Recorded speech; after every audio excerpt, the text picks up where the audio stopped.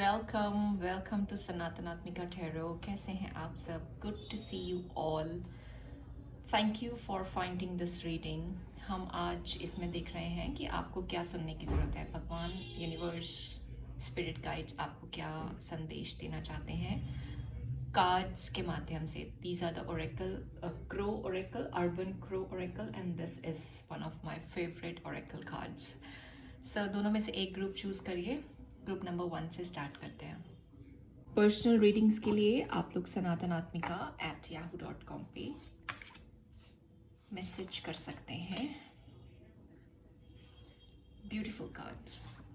Number 1, आपके लिए ऐसा मैसेज आ रहा है कि अगर आपको एक्सपोज्ड फील होता है, अगर आपको वल्नरेबल फील होता है, अगर आपको डर लगता है कि आप जिस डायरेक्शन में जा रहे हैं, जो मोटिव्स आपके हैं, जो पर्पस आपका है, जो मैनिफेस्टेशंस आप कर रहे हैं, वो सही दिशा में है या नहीं, उसको लोग क्रिटिसाइज तो नहीं करेंगे। आप अगर फियरफुल हो, आप अगर स्ट्रेसफुल हो किसी वजह से, किसी इंसान से, किसी सिचुएशन से, तो यूनिवर्स आपको डायरेक्टली स्ट्रेट फॉरवर्ड ऐसा कहना चाहता है कि आप प्रोटेक्टेड हो।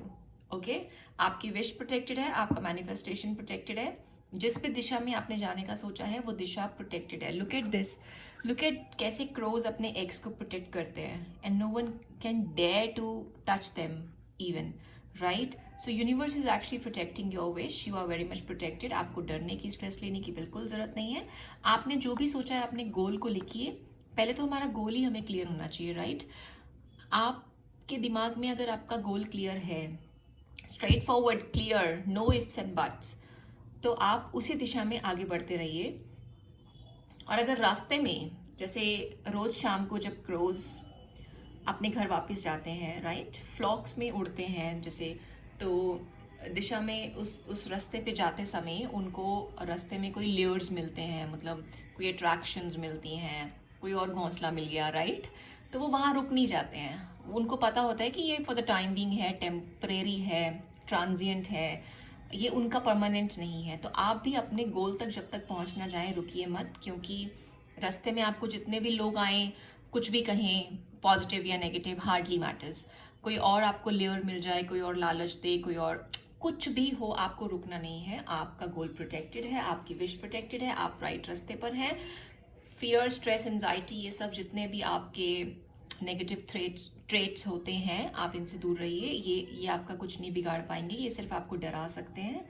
और आप सही दिशा में आगे बढ़ रहे हैं। आपका गोल आपको, आई थिंक आपको बिल्कुल क्लियर है, और आप बहुत जल्दी वहाँ पे पहुँचेंगे। मैंने एक पोस्ट डाला था अपने इंग्लिश चैनल पे, आप उसको जाके देखिए। वो कोट आपके लिए बहुत फ़ायदेमंद है, और वैसे मैं चैनल मैसेजेस भी डालती हूँ इंग्लिश चैनल पे, आप उसको भी सुन सकते हैं। वो आपके लिए रेजोनेट करेगा आपके साथ। Thank you so much group number 1।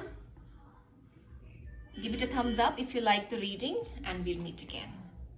To your reading group number 2. Okay. Territory, growth, wrath.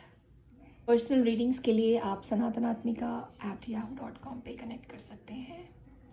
Reading पसंद आए तो give it a thumbs up. ज़रूर सब्सक्राइब करें चैनल को। It helps the channel to grow, and in turn it helps beautiful creatures to get their bhojan, I mean food, right? This channel earnings helps animals and other creatures for the food and other necessary items. Thank you. Group number 2, ऐसा लग रहा है कि कोई intruder है जो आपकी boundary में आने की कोशिश कर रहा है। लाइक आपकी टेरिटरी है, बाहर वाले लोग उस पर अटैक करने की कोशिश कर रहे हैं, मतलब इंटरवीन कर रहे हैं, और अननेसेसरी इंडल्जमेंट है। what am I saying?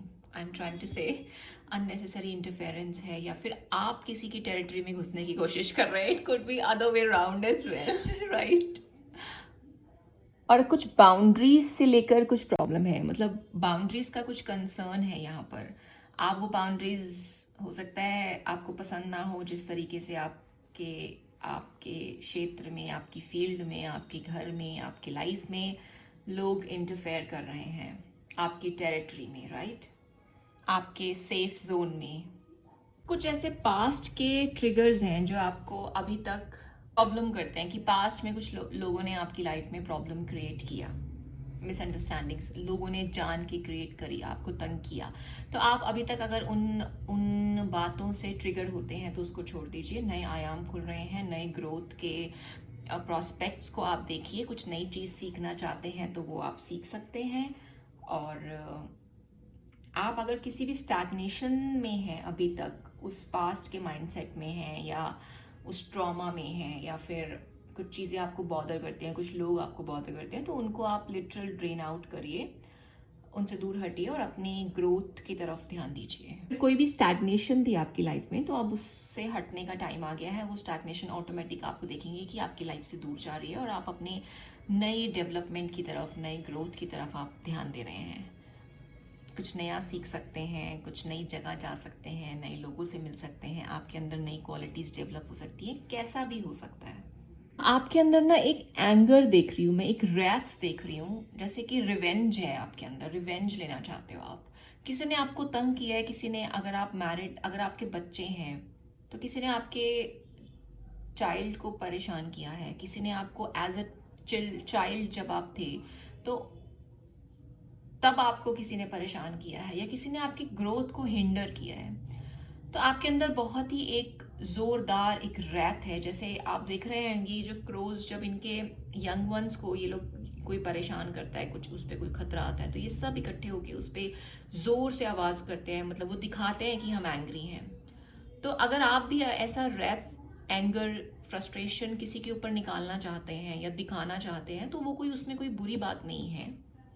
लेकिन बस आप किसी पे भी एंगर निकालने से पहले इतना ध्यान रखिए कि अगर आपके रिलेशनशिप उसके साथ टूट भी जाए तो कोई प्रॉब्लम वाली बात ना हो, और ठीक है, कई बार हमारे मन में रिवेंज आ जाता है, रह जाता है, एंगर रह जाता है, क्योंकि हमने बहुत कुछ टॉलरेट किया होता है। ये बात बिल्कुल सच है, ह्यूमन साइकोलॉजी है।